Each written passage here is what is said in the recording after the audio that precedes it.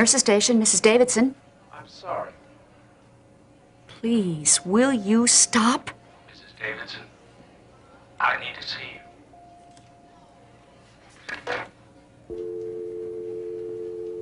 Dr. Havens, call Central Service. Dr. Havens, call Central Service. Please, Lord. Just let me be able to handle this.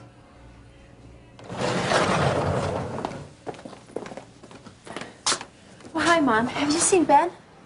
Oh, hi. Why are you still here? I thought you worked days. Double shift. What do you want? Well, I need to talk to Ben. Mom, what's the matter? You seem Well, I'm busy, Lori. Do you want me to page him? Yes, he's wanted in emergency.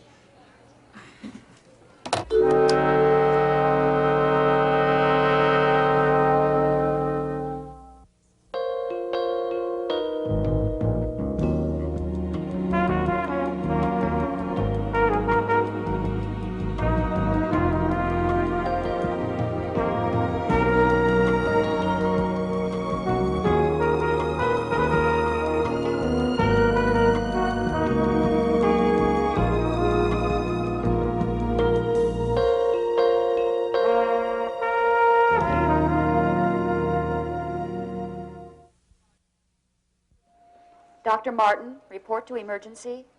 Dr. Martin, report to emergency. Lori, I'm sorry I snapped at you. Who's in emergency?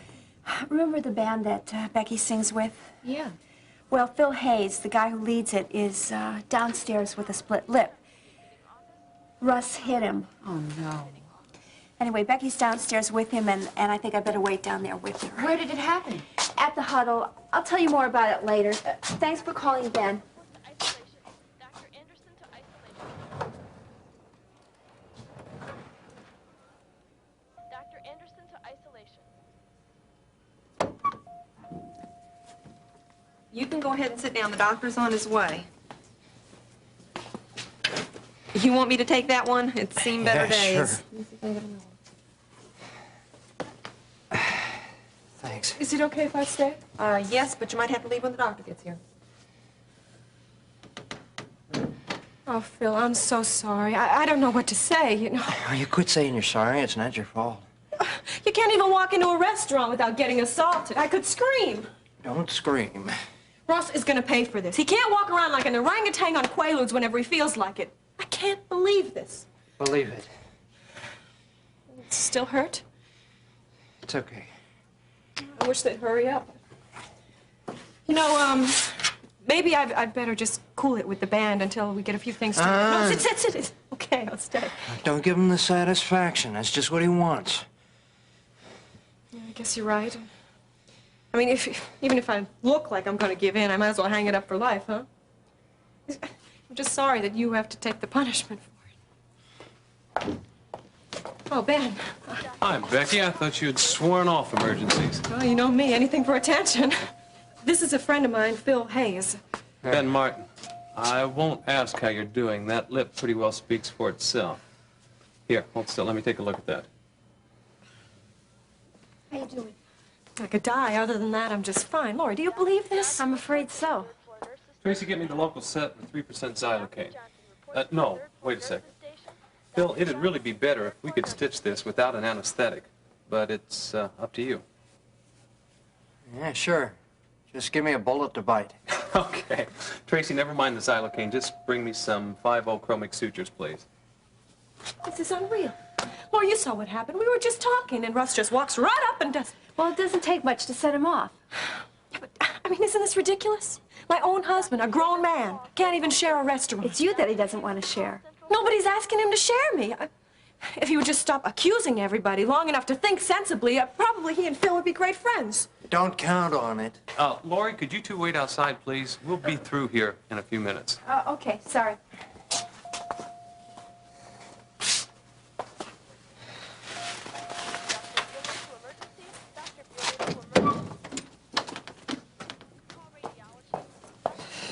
Poor Phil. I just hope that Russ hurt his hand twice as bad. Becky. You were there, Lori. You saw what happened. Only Russell Weaver would try and solve his affairs like that. I am not going back to that man. Becky. Or he can tear up the whole apartment. I don't care, because I'm not going home. Well, I think that you should. I mean, if you don't go home, won't that just make him think there really is something I don't between care you and what Phil? he thinks. Lori, I'm sick and tired of trying to convince him. Yeah, well, Russ is hurting too. And even if it's all in his head, even if he dreamed it all up, it's still real to him. Oh, I know. I know, because there's a real casualty in there getting real stitches across his face. Hey, I don't blame you for being angry. Well, how about scared? Can you blame me for being scared, Lori? I don't want to go home. Oh, Becky, surely Russ wouldn't do anything to hurt you. You want to bet? I don't know. I just don't know. Look, Lori, can I ask you a big favor? Sure, anything. Can I stay at your place tonight? Look, just for tonight. I mean, I'll find someplace else tomorrow. It's just, I don't want to go home, please. Of course you can, Becky.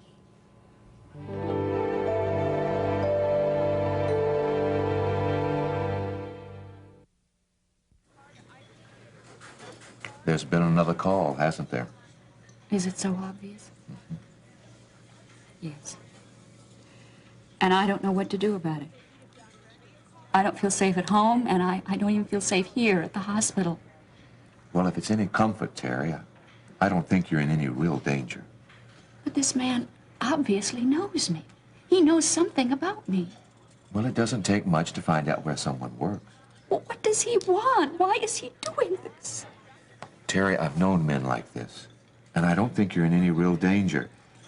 You know, he's troubled, all right. But men like that usually vent whatever it is that's troubling them by making anonymous telephone calls, rather than bringing it to your doorstep. In fact, they usually don't want any contact at all, and that's why they use the telephone. But Alex, he sounds so desperate, like he wants something from me. But it's not likely that he does. Now, if he continues to bother you, we'll try and trace his calls. I don't want to know who he is. I just want it stopped. I know. And it will. One way or the other. I called a friend of mine, John Brubaker. He's a cop. I'm seeing him tomorrow. No, Alex, I don't want the police involved. No, I'm not involving the police, Terry. He owes me a favor. I took a bullet out of his leg last summer. So this will be off the record. I'll just ask for his advice. Now, are you willing to follow his advice? Of course. Good. Well, I'd best be getting back. Will you come with me? No, I'll be up in a minute. Terry, don't leave tonight without telling me. I'll walk you to your car. All right. And thank you, Alex.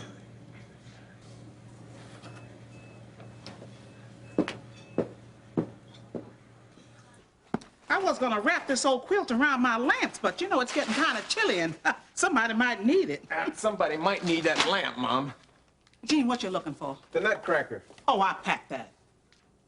Mom, I got all those pecans. Well, crack them in your hands. You can do that. Besides, you ought not be buying no food. You ought to be eating it up. Oh, come on, Mom. I was planning on having a pecan pie. Oh, Gene, I couldn't possibly make you a pie of any description. I've packed all my pans. Oh, boy. Well, look, I wish you would tell me how we're going to survive up here with no food, no lights, no dishes or anything. It's going to be a while before we can get that house anyway. We're going to be living like this for weeks. Hey, where's the trash can at?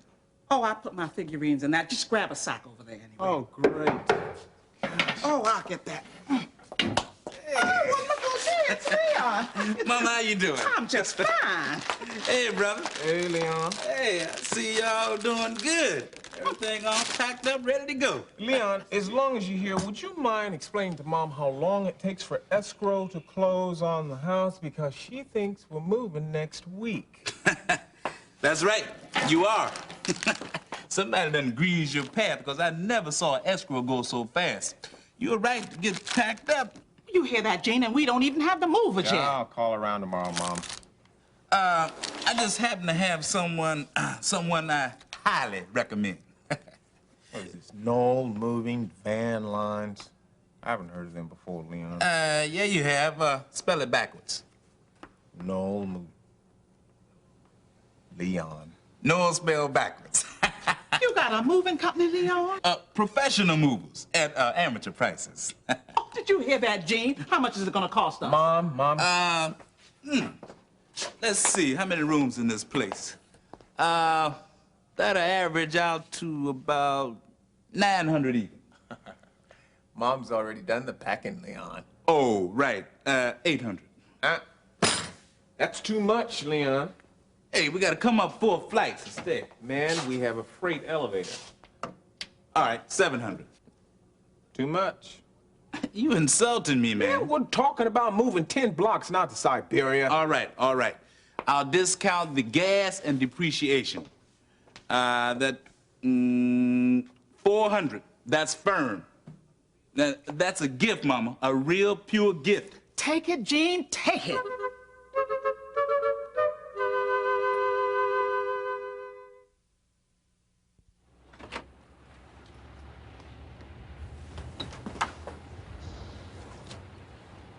Okay. He's not here. I don't know what I'd do if he was. Becky, maybe I'd better wait out here, huh? Lori, this is my apartment, too. Now, come on. Get in out of the cold. How could you see?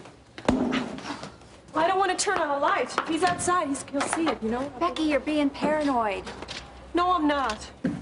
Well, you're giving me the creep, so hurry up. I can tell you about a creep I know. Becky, here comes a car. Hurry up.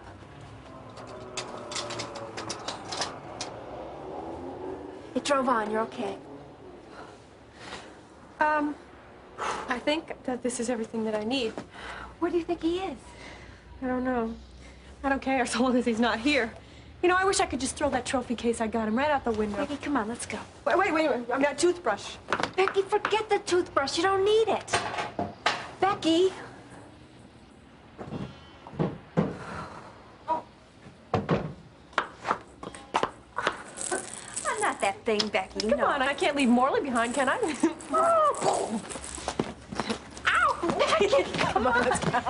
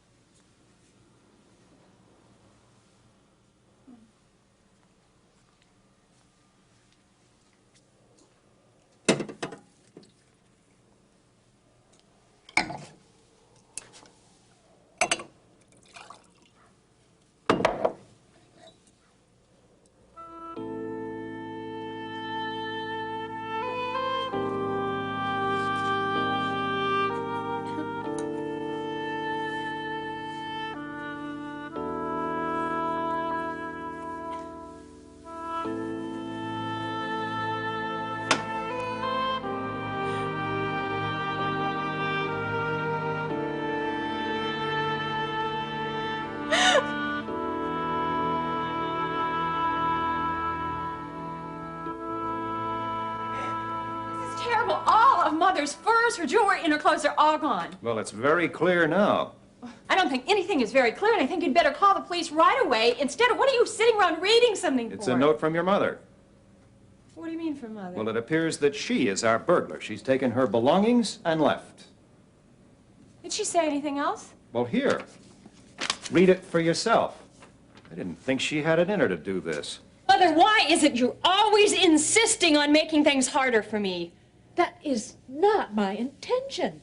I'm merely trying to help you to be more responsible. Responsibility? What is this? Don't you think I know what responsibility is? I mean, I was a mother and a wife for several years. Yes, and you lost those privileges because of your irresponsibility. That was cruel.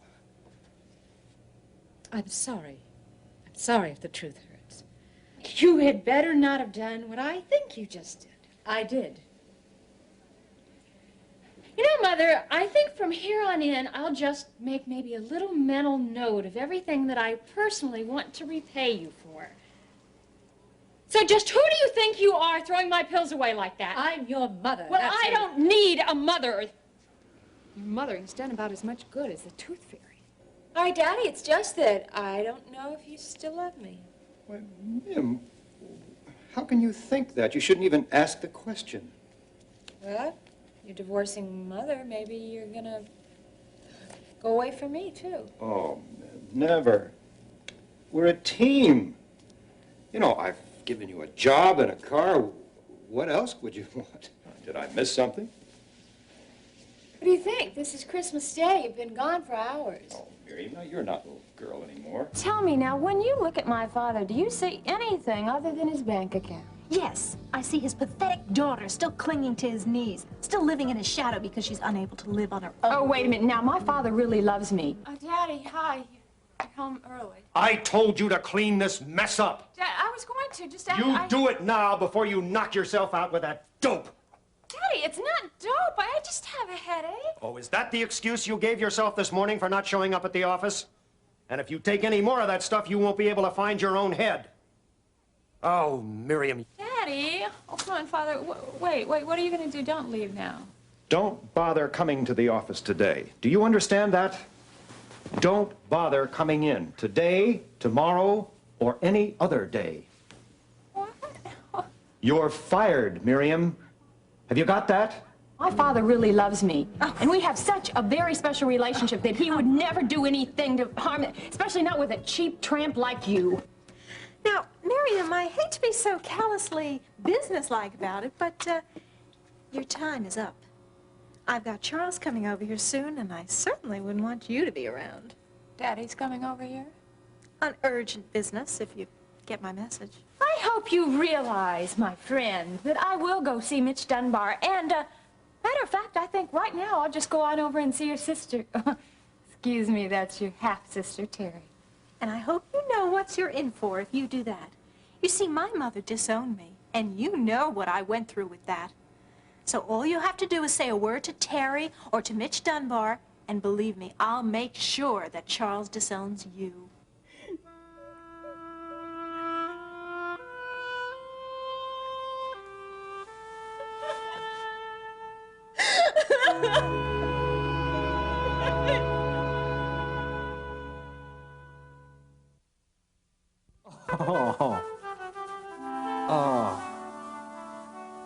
I can't stay here. I'm going to pass out. No, go ahead and stay here. You can. No, really, I can't. Actually, you have to stay here.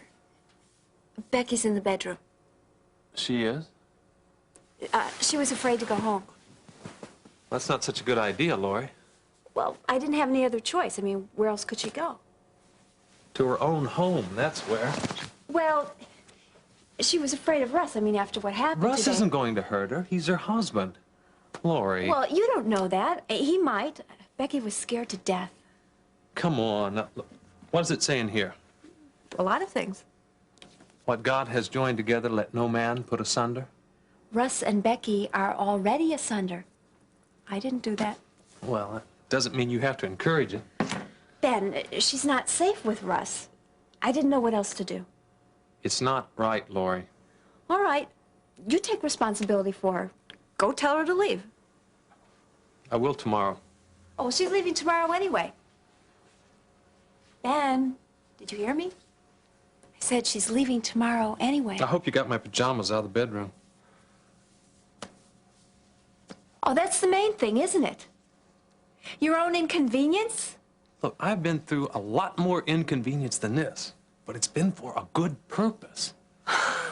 All right, you go in there then, wake her up, and get her stuff, and I'll drive her back home. No, that's not the solution. What then?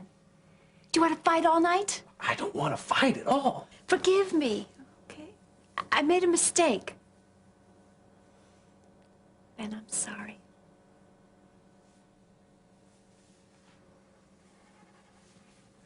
I do. I'm sorry, too.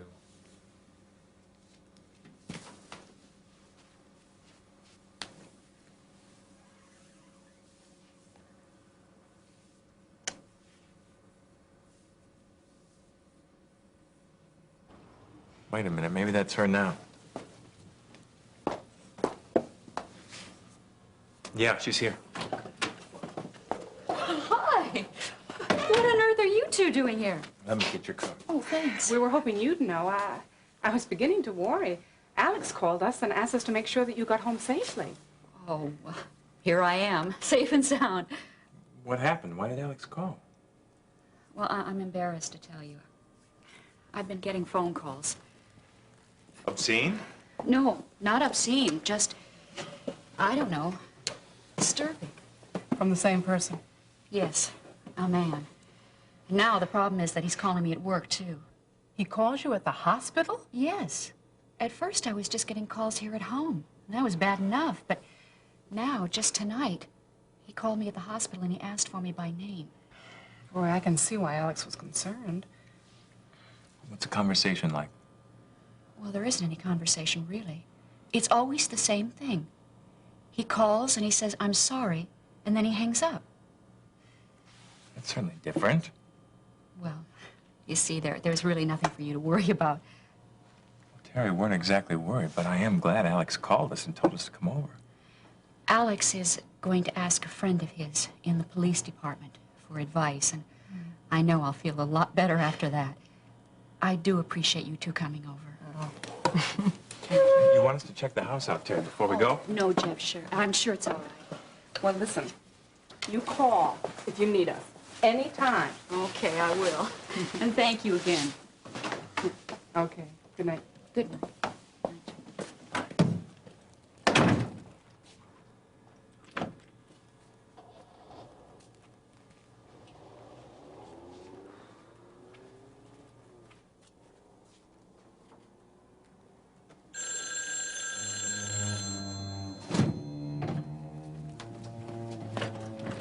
Jeff, Liz, wait!